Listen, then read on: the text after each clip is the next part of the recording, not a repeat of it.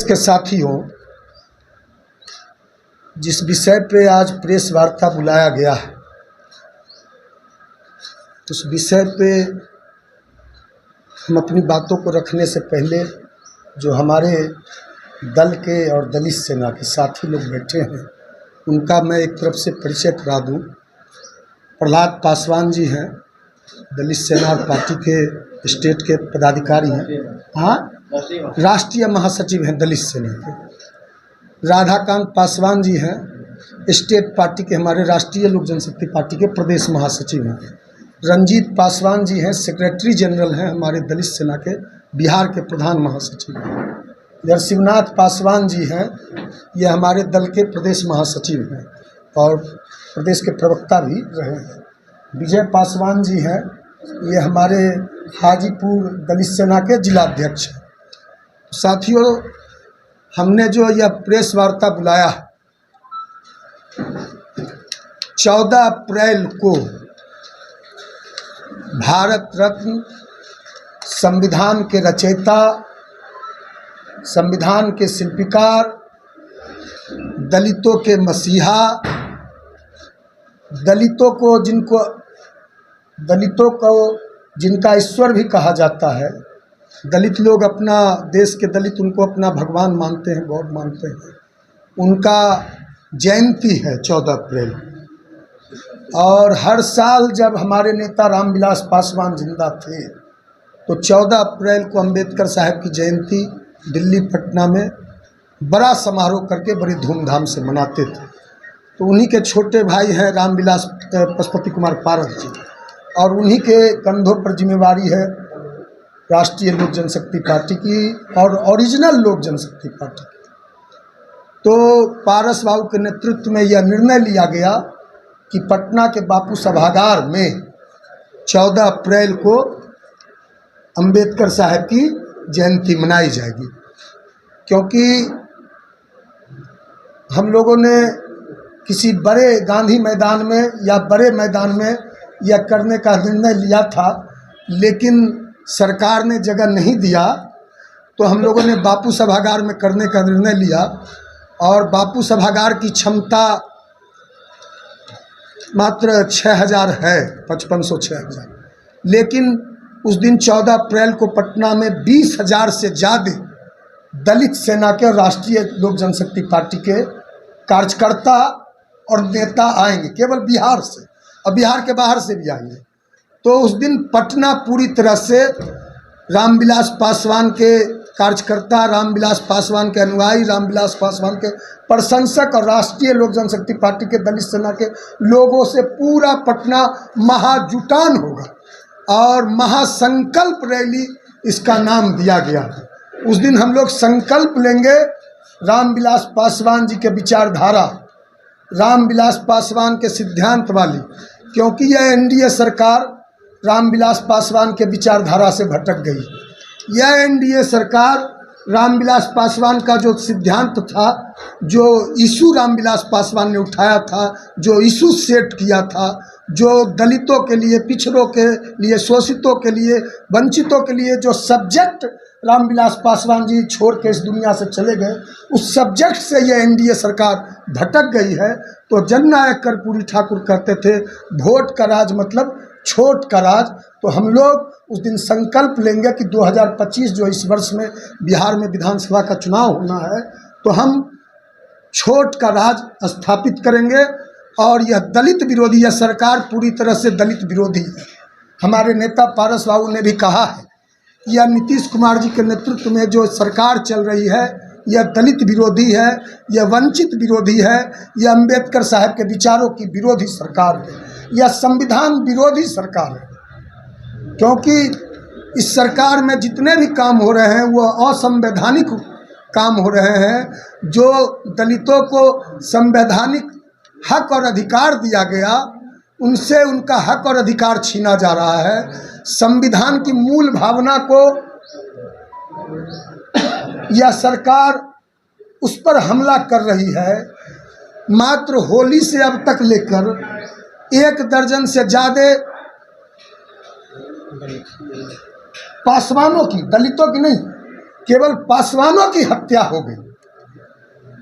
और जो अपने आप को एक बताता है, हमने पहले भी कहा कि वह विदेशी है, वह ईस्ट इंडिया कंपनी का पार्टी का राष्ट्रीय अध्यक्ष है। मैंने पहले भी कहा ईस्ट इंडिया कंपनी पार्टी का राष्ट्रीय अध्यक्ष हम क्यों बताते हैं, उसको बिहार का आइटम बॉय हम क्यों बताते हैं? इस मायने में बताते हैं कि ईस्ट इंडिया कंपनी पार्टी का क्या काम था, वह भारत में क्यों आई थी। वह आई थी कि भारतीयों में, देश में फूट डालो और राज करो और अपना राज स्थापित किया। तो ये ईस्ट इंडिया कंपनी पार्टी का राष्ट्रीय अध्यक्ष परिवार को तोड़ा, दल को तोड़ा, रामविलास पासवान के सपनों को तोड़ा, रामविलास पासवान के विचारधारा को तोड़ा। अपने चाचा, वह चाचा जिसके गोद में चिराग पासवान जब से जन्म लिया, जिनके गोद में खेल के कूद के, जिनके गोदी में लाड़ प्यार से पला बड़ा जवान हुआ, और जिन्होंने 2014 में खुट्टा गाड़ के जमुई में पशुपति कुमार पारस जी ने, रामविलास पासवान जी बोले थे पारस जी को कि तुम्हारी जिम्मेवारी है चिराग को लोकसभा भेजना। तो पारस बाबू ने अपने राम के आदेश को माना और वहाँ खुट्टा गाड़ के जमुई में 2014 में इसको जिताकर लोकसभा भेजा। उस पशुपति कुमार पारस जी को कहा कि आपके हमारे खून में फर्क है। 2020 में कहा कृष्णापुरी में बुलाकर कि आपके हमारे खून में फर्क है। उस चाचा को बेइज्जत किया, पार्टी को तोड़ा। अब यह एक बात बोलता है, 3 साल तक घूम घूम के 2021 में पार्टी टूटी। इसने पार्टी को तोड़ने का काम किया, 5 सांसदों को बेइज्जत करने का काम किया, अपमानित करने का काम किया, अकेले चुनाव लड़ने का फैसला लिया, पार्टी के लाइन के खिलाफ जाके, पार्टी के सभी सांसदों के विचारों के विपरीत जाकर अकेले चुनाव लड़ा। और 3 साल तक कहा, जब पार्टी टूटी, घूम घूम कर पूरे बिहार में, कि नीतीश कुमार जी ने मेरी पार्टी को तोड़ा, नीतीश कुमार जी ने, ललन सिंह ने, सारे जनता दल के लोगों ने मेरी पार्टी को तोड़ा। इसने नारा लगाया था 2020 में कि नीतीश तेरी खैर नहीं, नरेंद्र मोदी से बैर नहीं। इसने ये कहा था कि हमारी सरकार बनेगी तो नीतीश कुमार जी को बेऊर जेल भेजेंगे। नीतीश कुमार जी को शराब माफिया की सरकार बताया था इसने नीतीश कुमार के 7 निश्चय पार्ट 1 पार्ट 2 दोनों पर कहा था कि हम जांच कराएंगे और बेऊर जेल भेजेंगे। तो 3 साल तक नीतीश कुमार जी पर सवाल उठाया। जब इसका 12 जनपद, अब इसके लोग कह रहे हैं कि पशुपति कुमार पारस जी ने 12 जनपद से इसको खाली करवा दिया। रोड पर चिराग पासवान को आजकल बयान उनके लोग दे रहे हैं कि पशुपति पारस जी ने चिराग पासवान को रोड पर फेंक दिया, 12 जनपद खाली करा दिया।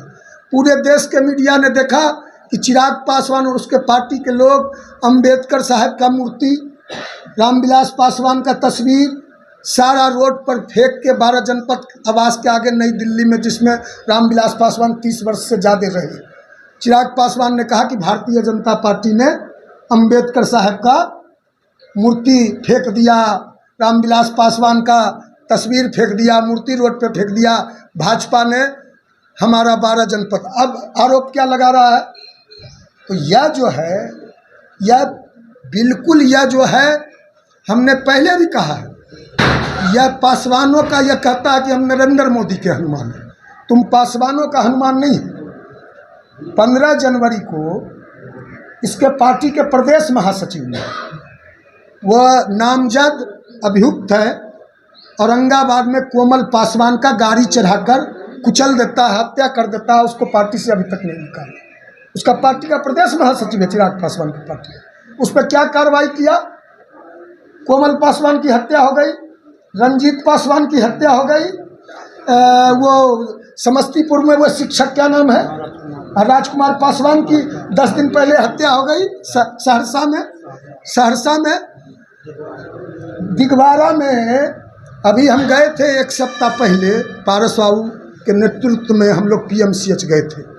पहले हम लोग सुनते थे, हम लोगों ने देखा नहीं। जब हम अंबेडकर साहब को पढ़ते हैं, दलितों का इतिहास पढ़ते हैं, तो पहले हम सुनते थे कि पासवानों को, दलितों को गांव के कुएं से पानी निकालने का, पानी पीने का अधिकार उस जमाने में नहीं था।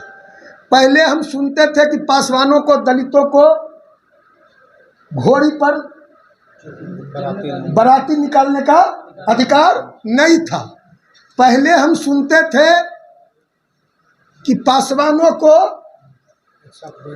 मंदिर में, दलितों को मंदिर में प्रवेश का अधिकार नहीं था। पहले ये सुनते थे। पहले हम सुनते थे, इतिहास जब पलटते हैं, इतिहास के पन्ने में जाते हैं तो कहता है कि पासवानों से हड्डी क्या था, छुआता था, हड्डी छुआया जाता था। ये सब सुनते थे। यह उस जमाने की बात है। अंबेडकर साहब ने संघर्ष किया इसके खिलाफ। यह जो मानसिकता थी, यह सामाजिक कुरीतियाँ थी, यह जो दलितों पर अत्याचार उस जमाने पे होता था, अंबेडकर साहब ने स्कूल में प्रवेश, उस लड़ाई को रामविलास पासवान जी ने आगे बढ़ाया। देश के दूसरे अंबेडकर कहलाए रामविलास पासवान जी। और इसका जो, जिसको यह हनुमान बताता है, जिसने ताका, इसका दिल्ली वाला अमित शाह जी, यह अम्बेडकर अम्बेडकर अम्बेडकर अम्बेडकर अम्बेडकर अम्बेडकर अम्बेडकर करके राज्यसभा में अम्बेडकर साहब का अपमान करता है। कहता है कि इतना नाम अम्बेडकर का लेते हो, ईश्वर का ले लेते तो स्वर्ग मिल जाता। तो हमने जो बताया कि देश के दलितों ने, शोषितों ने, पासवानों ने स्वर्ग नहीं देखा था, लेकिन स्वर्ग का एहसास कराया धरती पर तो अंबेडकर साहब ने कराया और रामविलास पासवान ने कराया। तो यह तो वही बात हो गई। यह चिराग जो है, यह चिराग पासवान टाइटल लगाने से कोई पासवानों का हमदर्द नहीं हो जाता। पासवान टाइटल लगाने से कोई पासवानों का नेता नहीं हो जाता। दिगवारा में होली के समय में, दिगवारा थाना प्रभारी ने 5 पासवान महिलाओं को 36 घंटा हाजत में बंद रखा और उस पासवान महिलाओं को नंगा करके मारा। पूरा हम लोग को तस्वीर दिखाया गया पीएमसीएच में। आप थे ना दाहा जी, पीएमसीएच गए थे। 7 साल के बच्चा, पासवान बच्चा को निर्ममता से पीटा। वहाँ हम पारस साहब के साथ गए थे 10-12 दिन पहले। दाहा जी भी थे, हमारे दलित सेना के प्रदेश अध्यक्ष घनश्याम दाहा पासवान जी अभी आए हैं। तो हम लोग सब लोग गए थे तो उन लोगों ने अपनी आप बीती बताई कि किस तरह दिगवारा थाना प्रभारी ने नंगा करके पासवान लोगों के देह पर पेशाब करने का काम किया। यह मानसिकता आज भी है। हमने इसलिए कहा यह सरकार दलित विरोधी है। यह सरकार रामविलास पासवान को बार बार अपमानित करने का काम करती है। बिहार के दफेदार और चौकीदार, क्योंकि जान लीजिए अंग्रेज के ज़माने से 150, 200, 300 वर्षों से, उस अंग्रेज के पहले से, मुगलों के समय से, मुगल काल से देश में, गांव में, पंचायत में चौकीदारी करना, दफेदारी करना, रखवारी करना, रक्षा करना, यह पासवानों का काम था। उसके बाद जब देश आज़ाद हुआ तो जो सरकार ने नियम बनाया कि दफेदार चौकीदार में जो बहाली होगी उसमें 90% पासवानों की बहाली होती थी। अब साल भर से बिहार के पासवानो't का हक यह एनडीए की सरकार नीतीश कुमार ने छीन लिया। जनरल बहाली करना चाहता है और चिराग पासवान उसी का समर्थक है। यह सरकार जो है दलितों को बांटने का काम किया। दलित और महादलित को, दलित महादलित बना के पासवानों को अलग किया, दलित से महादलित बनाया। यह नीतीश कुमार का काम है। यह पासवान विरोधी है नीतीश कुमार, इसलिए पिछड़ा अति पिछड़ा किया। मुसलमानों में भी डिवीजन किया। अब तो मुसलमानों के भी अधिकार छीने जा रहे हैं, मुसलमानों के भी अधिकार पर प्रहार किए जा रहे हैं। तो यह सरकार जितने भी संवैधानिक अधिकार हैं, और भाजपा ने तो कहा था कि अब की बार 400 पार संविधान बदलना है, तो हम जो राम को लाए हैं हम उनको लाए हैं। अयोध्या में क्या हाल हुआ? राम ने, हनुमान ने ऐसा प्रहार किया कि अयोध्या में पूरी तरह से हार हुई। कौन सा सीट है वो? अयोध्या नहीं, ये कहलाता है फैजाबाद। फैजाबाद लोकसभा में अवधेश पासी जीत गए।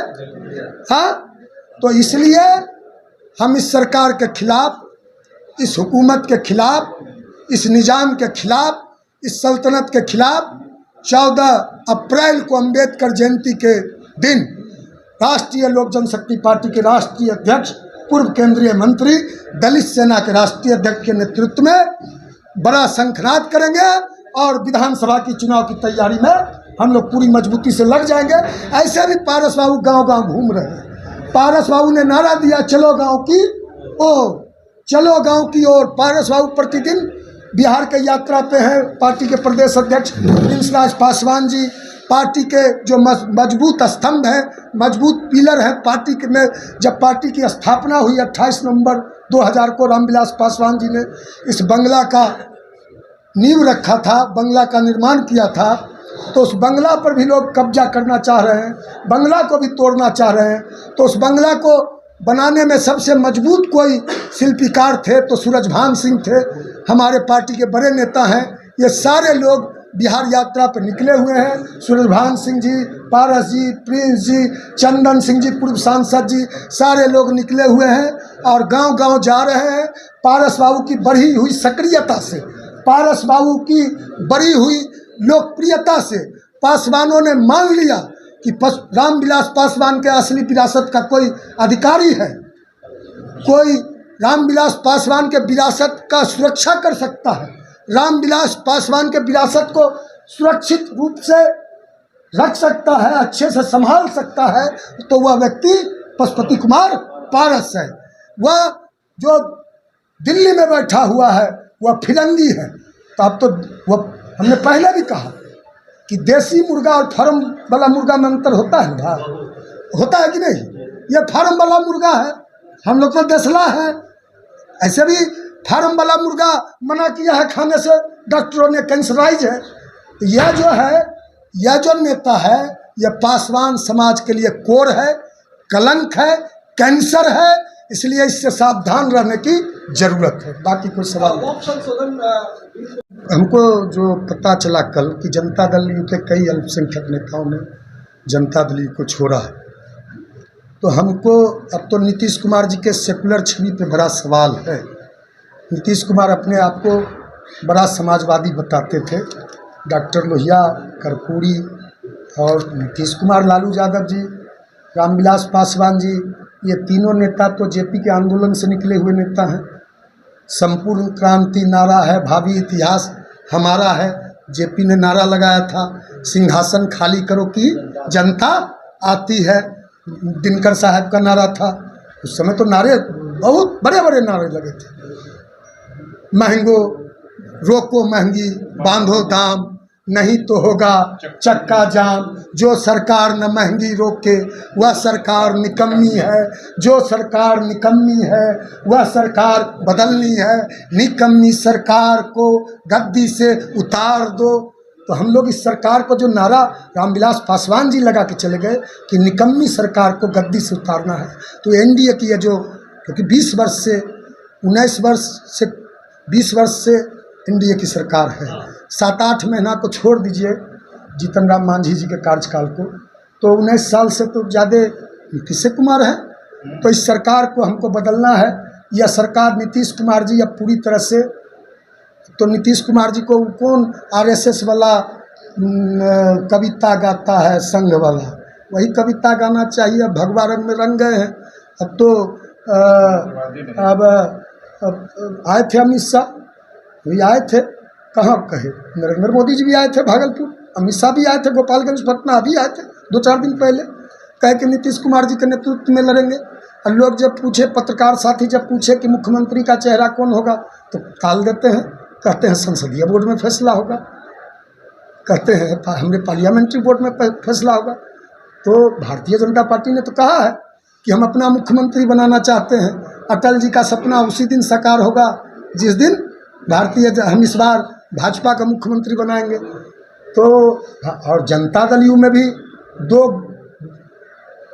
गुट है, 2 भाग है, 2 विचारधारा है जनता दल यू में। एक अन्य मार्ग में, एक धारा है जो दिल्ली में है, एक धारा है जो पटना में, एक अन्य मार्ग में है, एक धारा भाजपा के साथ है, एक धारा भाजपा के खिलाफ है। अब तो नीतीश कुमार जी को फैसला लेना है, उसके उनके पार्टी का आंतरिक केंद्रीय मंत्री बंधन का ऐलान। पार्टी में रायशुमारी चल रही है। पार्टी आंतरिक लोकतंत्रों से चलता है। हमारी पार्टी में आंतरिक लोकतंत्र है, संसदीय बोर्ड है, नेशनल काउंसिल है, स्टेट काउंसिल है, स्टेट पार्लियामेंट्री बोर्ड है, नेशनल एग्जीक्यूटिव है। तो पारस साहब ने कहा है आप लोगों को कि हम अप्रैल में नेशनल एग्जीक्यूटिव की, पार्लियामेंट्री बोर्ड की, नेशनल काउंसिल की, राष्ट्रीय परिषद की बैठक बुलाएंगे और हम फैसला ले लेंगे। क्योंकि नदी के दो ही धारे होते हैं। निश्चित रूप से 243 पे हम अपने संगठन को मजबूत कर रहे हैं। 243 पे हमारी तैयारी चल रही है। लेकिन हम अकेले लड़ेंगे कि गठबंधन में लड़ेंगे, महागठबंधन में लड़ेंगे कि एनडीए में लड़ेंगे, हमारा क्या रुख होगा विधानसभा चुनाव में, यह सब निर्णय पार्टी का। गठबंधन को लेकर दिलचस्पी है या नहीं है? गठबंधन को लेकर दिलचस्पी है या नहीं है? बिहार की कई सीटों को, दर्जन भर से ज्यादा सीटों को आपने चिन्हित कर लिया है। आपने बताया कि पशुपति पारस चलो गांव की ओर नारा दिया है उन्होंने। बिहार के अलग अलग जिलों में गए हैं, 18-20 जिलों का दौरा वो कर चुके हैं और दर्जन भर से ज्यादा सीटें उन्होंने चिन्हित कर ली है। इतनी ज्यादा सीटों तक ये अड़चन आएगी और आपकी पार्टी के जो बयान आ रहे हैं या पशुपति पारस जिस तरह से अलग अलग मौकों पर बयान दे रहे हैं, लगता नहीं गठबंधन को लेकर बहुत दिलचस्पी नहीं है। अकेले भी चलना पड़ा तो चलेंगे। अकेला चना भार फोड़ता है क्या? सुने क्या? आपके एक एक प्रश्न का मैं जवाब देता हूँ। विश्व की सबसे बड़ी पार्टी बताने वाली अपने आप को भारतीय जनता पार्टी, उसकी ये हैसियत है बिहार में अकेले लड़ने की। अकेले लड़ा था ना चिराग पासवान, अकेले 130-135 सीट पे लड़ा था 2020 में। एक अकेला विधायक चुन के आया था राजकुमार सिंह मटिहानी से, उसने भी जीत के जैसे आता। कौन है चिराग पासवान? हम नहीं पहचानते। तो तय आरजेडी के साथ गठबंधन हो गया, एनडीए से नाता टूट चुका है, ये पशुपति पारस का बयान है।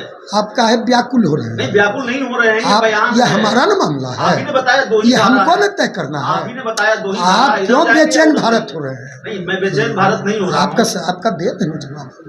क्या लालू तेजस्वी से सीटों को लेकर कोई बात हुई? हमारी किन्हीं से कोई अभी गठबंधन के स्वरूप पर किसी से कोई बात नहीं हुई। गठबंधन के स्वरूप पर बातें चल रही हैं, लेकिन हम सेकुलर फोर्सेज की सरकार बनाएंगे। हमने कहा ना कि सामाजिक न्याय की सरकार बनाएंगे। रामविलास पासवान के सपनों वाली अंबेडकर साहब की, हमने कहा ना ये एनडीए सरकार दलित विरोधी है। तो निश्चित रूप से हमारा इशारा आप समझ नहीं रहे कि आप बड़े पत्रकार हैं। अब तो समरीन जी, आप तो इतने बड़े चैनल के बड़े, आपको तो पूरा बिहार देश देखता है, आप इशारा नहीं समझ रहे हैं क्या? लालू जी की तबीयत नासाज है, जाएंगे ना पारस मिलने के लिए? हम तो गए थे पारस हॉस्पिटल जिस दिन लालू जी को, आदरणीय लालू जी को एडमिट किया गया था। फिर उनको दिल्ली शाम में 7 बजे लेके गया, तो सारे लोग थे वहाँ। आदरणीय राबड़ी देवी जी थे, तेजस्वी जी थे, सारे लोग थे आरजेडी के। तो उस दिन पारस साहब दिल्ली में थे, तो हम तो गए थे देखने के लिए, हालचाल जानने के लिए। अब स्वस्थ हैं। कल उनका सर्जरी हो गया है, छोटा सा जख्म था, हो गया है, स्वस्थ है उनका। क्योंकि सामाजिक न्याय, लालू जी हम लोग के अभिभावक हैं, गार्जियन, पिता तुल्य है। पारस साहब के बड़े भाई हैं, रामविलास पासवान के सहपाठी हैं। ये लोग रामविलास पासवान जी, नीतीश कुमार जी, लालू यादव जी, क्योंकि नीतीश कुमार जी भटक गए लेकिन ये तीनों लोग जेपी के एक क्लास के स्टूडेंट हैं। ये तीनों लोग सामाजिक न्याय के बैकवर्ड क्लास के, छोट क्लास के, लोअर क्लास के स्टूडेंट हैं। ये तीनों एक ही यूनिवर्सिटी से पास आउट है तीनों। एक नेता तो हमारे इस दुनिया में नहीं है। एक नेता तो अपने सिद्धांत से ही भटक गए, भाजपा के रंग में रंग गए। एक नेता आदरणीय लालू यादव जी हैं, लड़ रहे हैं। उन्होंने कल भी कहा कि हम लोकसभा में रहते तो अकेले फरिया लेते, कहा है ना, उनका बयान आया है। तो वो तो है ही, वो तो बैकवर्ड और शोषित समाज के बड़े मसीहा लालू यादव जी हैं। तो कितने लोगों को कुर्ता पैजामा, नीतीश कुमार जी को कुर्ता पैजामा लालू यादव जी ने पहनना सिखाया। ये सब पुरानी बात है।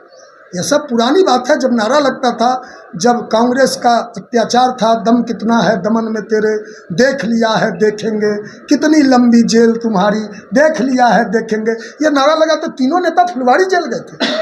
रामविलास जी थे फुलवारी जेल में, सारे लोग थे। सन सोपा ने बांधी गात, पिछड़ा पावे 100 में 60, है ना, ये सब नारा लगता था। ये सब तीनों एक साथ थे। तो लालू यादव जी तो हमारे अभिभावक हैं, लेकिन क्योंकि लालू यादव जी के मंत्रिमंडल में पारस बाबू ने 7 साल काम किया। लालू जी के साथ वह मुख्यमंत्री थे तो पारस बाबू उनके साथ मंत्री थे। 1990 से 95 तक वन एवं पर्यावरण मंत्री थे और 1995 से 97 तक गृह कारा एवं निबंधन मंत्री थे, जेल मंत्री थे। उस समय रामविलास पासवान जी रेल मंत्री थे देवेगौड़ा जी की सरकार में। तो लगता था उस समय क्या नारा, ऊपर रेल नीचे जेल। ये जेल मंत्री थे छोटे भाई पारस बाबू।